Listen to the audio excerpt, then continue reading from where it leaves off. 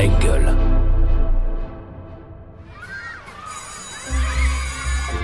Quand j'étais petite, je voulais être... Quand j'étais petit, je moi, voulais quand être... j'étais petite, je voulais faire... Alors, moi, quand j'étais petite... Petit, moi, je voulais être... J'ai toujours eu envie Petit, je voulais être...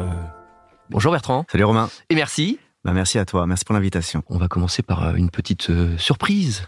Salut Bertrand, c'est Fred. Je voulais te poser une question. Tu sais que comme disait Voltaire, j'ai décidé d'être heureux parce que c'est bon pour la santé. Et du coup, je voulais te demander, est-ce que toi tu penses que tu es en bonne santé ? Pour ceux qui n'ont pas compris, ça veut dire, est-ce que tu es heureux, quoi ? Je pense que c'est le plus important dans la vie. Bisous.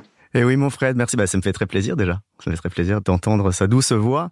Oui, je suis un homme heureux. On se serait vu qu'il y a peut-être quelques années auparavant, je n'aurais peut-être pas répondu la même chose, Romain. Voilà, c'est pas forcément facile justement de se trouver, on disait aller de l'avant. Moi, c'est ce que j'essaie de faire, mais c'est pas pourtant si facile que ça. Dans une quête d'identité d'un enfant adopté. Et donc, trouver la sérénité, t'apaiser, accepter les choses de la vie. Oui, c'est pas si évident que ça. Donc, j'ai pas toujours été si heureux que ça. Mais c'est le cas aujourd'hui. Voilà. Donc, c'est cool qu'on puisse se voir à un moment de vie où tout va très bien. Pour le moment, on va parler de ton identité exacte. Ouais. À l'état civil, tu t'appelles donc Bertrand Elianto Uzel. Ouais. Alors, pourquoi le choix de ces prénoms? On écoute ta maman. Bertrand, on trouvait que ça sonnait bien, que ça serait un costaud. Voilà, ça sonnait bien. Prénom pour. On lui a laissé son prénom d'origine, qui s'appelait Elianto. Donc, on lui a mis un deuxième prénom Elianto. On avait hésité d'ailleurs à lui laisser, après tout, c'est ce prénom qui lui avait été donné. Et puis, on s'est posé des questions. En France, c'est peut-être plus évident au cours de son parcours d'avoir un prénom. On était peut-être un peu bête de raisonner comme ça, un prénom français. Je sais pas. Alors lui, à une époque, moi, c'est comme tout adolescent, j'aime pas mon prénom. Non, mais Bertrand, ça lui va très bien. On peut pas être toujours d'accord avec sa maman, hein. Je trouve toujours que ce prénom est dégueulasse. mais oui.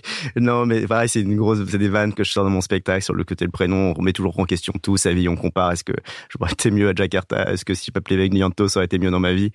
On n'en sait foutre rien, mais c'est toujours perturbant quand tu vois ta gueule et que tu as un prénom d'origine germanique. Tu te dis quand même, il y a quand même pareil. En termes d'identité, c'est toujours compliqué de se construire en sachant déjà qu'on t'a changé de prénom. En fait, en réalité, c'est pas tant le prénom. J'aurais pu m'appeler Nicolas, Sébastien, je m'en branle. C'est juste que c'est toujours compliqué de se dire, putain, on m'a changé de prénom. On peut prendre le problème dans tous les sens. On t'a changé de prénom. Donc, en fait, on revient toujours à un sujet d'identité. Et en fait, on dit, mais non, t'as pas été adopté. Bah, si, toi, dans la tête, on dit, mais non, c'est comme si t'étais notre enfant. Mais oui, mais si j'étais vraiment votre enfant, j'aurais eu un prénom et ça aurait, voilà. On va revenir sur ton parcours. Donc, fils unique, tu grandis à Buc, dans les Yvelines, en région parisienne, jusqu'à tes 3 ans, avant de rejoindre Rueil-Malmaison. Autre banlieue plutôt tranquille et confort de l'ouest parisien. Tu vas y passer toute ton enfance. Ouais. Cet environnement-là. À la fois très heureux et à la fois compliqué. Je te disais, voilà, c'est école catholique, que des blancs. J'ai jamais souffert, je dis dans mon spectacle là-dessus, je suis très honnête, je pense qu'un roux ou un gros a plus souffert que moi. Tu vois. Donc, j'ai pas souffert de ce qu'on appelle vraiment du racisme. En tout cas, racial, j'entends. J'étais un peu plus regardé, je suscitais la curiosité. Je pense qu'en effet, à la sortie de l'école, quand t'arrives, t'as tous les parents qui attendent et que toi, t'as l'asiatique qui descend et t'as ta mère blanche, blonde, voilà. Je pense que ça interpelle, mais les gens je sentais pas une curiosité mal placée, je sentais pas du racisme, je sentais plus une espèce de regard. C'est plus en fait je pense le décalage d'identité encore une fois, où moi je me disais mais qu'est-ce que je fous là? Évidemment, t'as le regard des autres, mais c'est plus toi. Et à quel âge? Tout de suite. Je sais pas, 6-7 ans, quand tu vois, t'es en primaire, tu comprends très vite, mais qu'est-ce que je branle dans cette école? Voilà, je pense que Et ça, t'es quand même d'accord que c'est a priori des questions, en tout cas, je ne parle que de mon humble cas, c'est pas des questions que je me suis posées dans ma vie, quoi. Non. Je pense pas. Parce que j'avais très vite conscience que moi, je venais pas de là. Moi, j'avais quand même un album photo chez moi. Ça a été très transparent sur mon orphelinat, etc. Donc, je voyais des photos. J'ai très vite compris que mon orphelinat, c'était un peu crado, que c'était pas la folie. Donc toi, tout petit, tu le comprends. Hein. Parce que tu y es allé, tes parents... J'y suis retourné une dizaine d'années. Quand t'avais, Ouais. Et à une dizaine d'années, là, j'avais 10 ans. Souvenir. 10 ans. Non, c'était terrible. Terrible, on allait en Australie, mes parents me disaient, est-ce que tu veux qu'on fasse un petit détour par Jakarta pour voir ton orphelinat? J'arrive, l'orphelinat est fermé, la personne qui m'a accueilli était décédée. Enfin voilà, vraiment le truc... un peu dur à et puis tu constates quand même la misère de... Et surtout, exactement ce que j'allais te dire, c'est que surtout tu bugs, parce que là tu te dis, mais pour aller à l'orphelinat, tu passes par des quartiers, des lieux vraiment très pauvres, c'est la vraie misère. Et là tu te dis, voilà, tu viens de là mon vieux, tu viens de là et là tout. Et là, tu culpabilises à nouveau? Ouais. Voilà, tu dis. Bah en plus moi, c'est fou parce que petite anecdote, on s'était fait surclasser en venant à Jakarta et on était venu en première. J'ai jamais appris la première de ma vie, tu vois. J'étais une fois dans ma vie, c'était Paris-Jakarta. Donc voilà, en termes de. Ouais, alors c'est super, mais fossé, en termes de fossé, donc t'es en première, t'es logé à l'hôtel avec tes parents, on est dans un bel hôtel, et là tu te retrouves là, tu penses à ton école, tes copains, toi t'as ton petit pantalon en velours et ta petite chemise Ralph Lauren, enfin y a rien qui va, mais y a rien qui va, pareil. Et là tu te dis mais putain, et là limite t'en veux un peu tes parents. Tu dis, vous m'avez pas prévenu, vous m'avez pas préparé à ça, pourquoi vous m'avez, et tout ça, tu le dis pas, hein. Tu t'en veux, mais évidemment, tu le dis pas. Oui, tu l'intériorises énormément. Mais tu dis, mais putain, pourquoi vous m'avez habillé comme ça? Pourquoi machin? Enfin, vous pouvez au moins m'adapter. Enfin, tu vois, dans ma tête, je m'étais dit, mais et donc, c'est pour ça, qu'est-ce que je fous là? Qu'est-ce que je fous là en Indonésie? Et quand je suis rentré en France, mais qu'est-ce que je fous ici?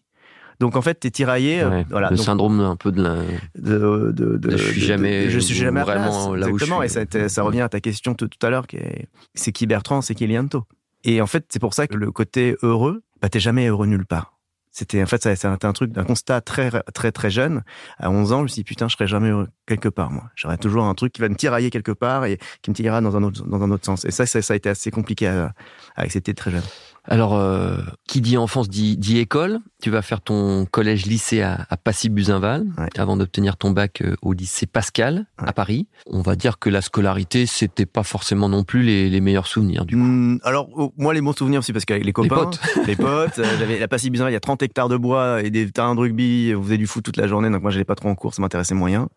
Donc, voilà, si, des bons souvenirs de potes, mais pas des bons souvenirs scolaires, non. Mais je pense que, tu vois, pour mon père qui a fait, pour le coup, qui était à chaussée assez brillant et qui faisait tout de même toutes les langues mortes et en plus encore s'il pouvait, c'est vraiment incompréhensible pour lui. Donc ça a été là encore un fossé et un gap entre nous et des réflexions. Une réflexion un jour qu'il m'avait faite, qui m'a dit, et ce qui m'avait énormément choqué. Ça, c'était un des points de rupture énormes qu'il y a eu entre nous. C'était de dire voilà, d'où tu viens, je comprends pas que tu fasses ça. Et ça, ça a été un vrai point de rupture entre nous. Et c'est le jour où il m'a dit ça, je me suis dit, bah voilà, c'est acté, on se comprendra donc jamais. Et donc ça, c'est un truc, l'adoption, je le dis, si on se rend pas compte parfois des phrases, je pense que c'était pas fait du tout pour me faire mal, ou en tout cas, c'était pour me piquer. Mais en fait, parfois, on se rend pas compte, mais on dit toujours, c'est un truc que ma mère n'a jamais fait. Elle m'a jamais ramené à ma condition d'enfant adopté, au contraire. Justement, dès le début, pour elle, je le voyais dans ses yeux. Mon père, voilà, je pense que le vrai sujet entre nous deux, c'est que dans ses yeux, je voyais que j'étais pas son enfant naturel. Donc tes parents ne l'ont pas vécu de la même manière. Donc mes parents n'ont pas vécu de la même manière. Pour autant, mon père m'a aimé. Franchement, je pense qu'il vraiment, mais il m'a aimé comme son propre fils. Vraiment.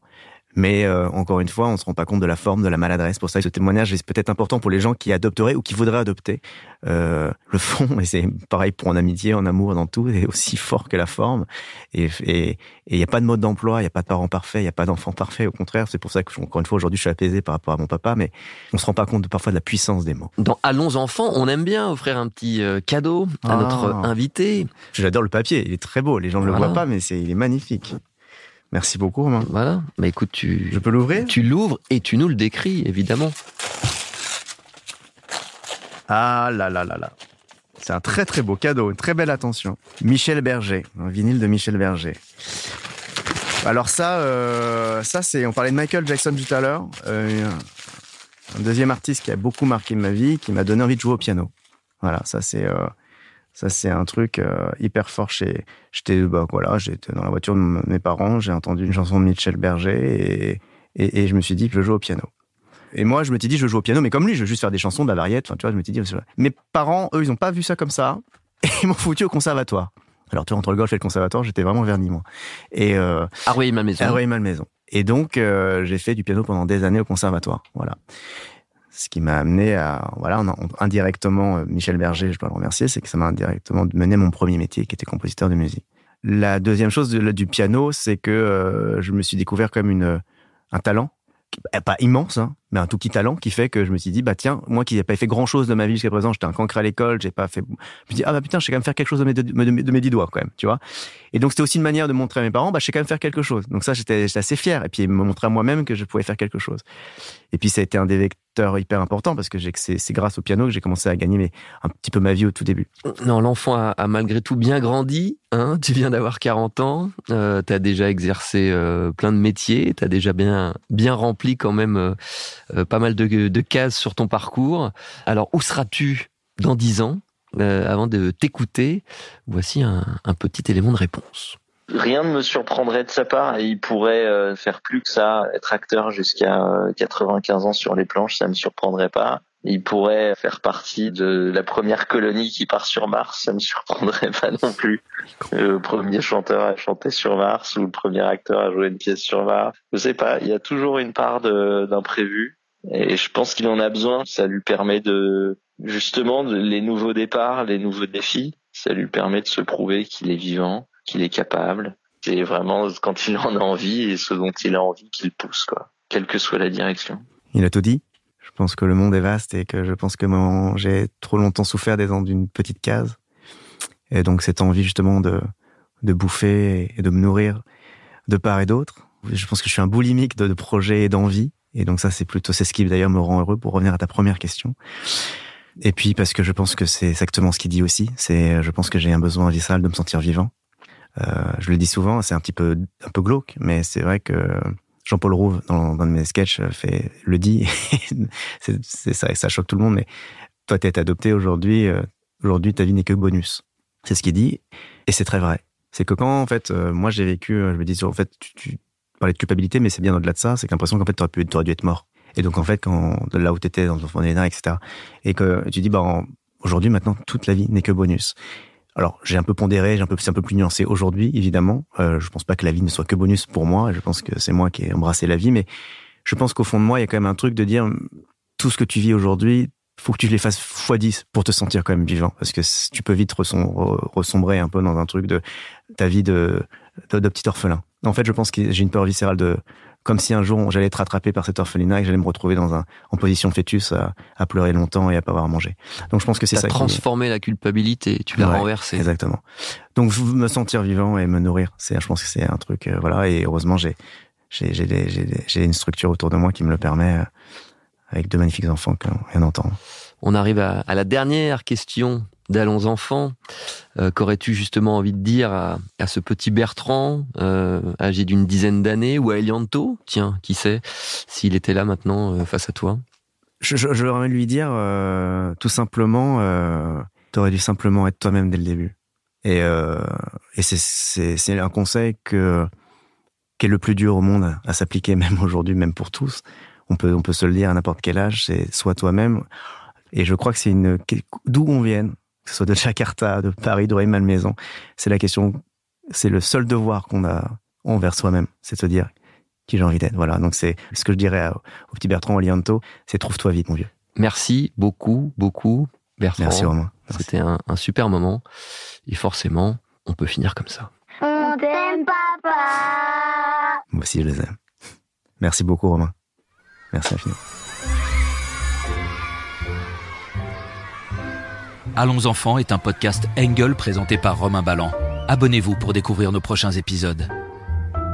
Production et réalisation, Raphaël Fruchard. Ingénieur du son, Thomas Gabriel. Coordination de production, Alix Pénichon.